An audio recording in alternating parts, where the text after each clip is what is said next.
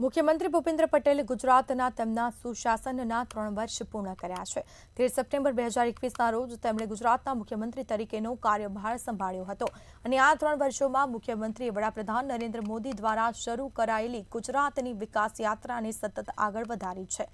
તેમના મક્કમ નેતૃત્વ હેઠળ ગુજરાતને છેલ્લા 3 વર્ષોમાં વિવિધ ક્ષેત્રે અનેક સિદ્ધિઓ હાંસલ કરી છે અને તેમના નેતૃત્વ હેઠળ ગુજરાતમાં G20 મીટિંગો તેમજ વાઇબ્રન્ટ ગુજરાત ગ્લોબલ સમિટનું 10મું સશક્તિકરણ અને સફળતાપૂર્વક તેનું સંપન્ન પણ થયું છે અને તેમના નેતૃત્વ હેઠળ આજે ગુજરાતના દેશનું સેમિકન્ડક્ટર હબ અને રિન્યુએબલ હબ બનવાની દિશામાં આગળ વધી રહ્યું છે।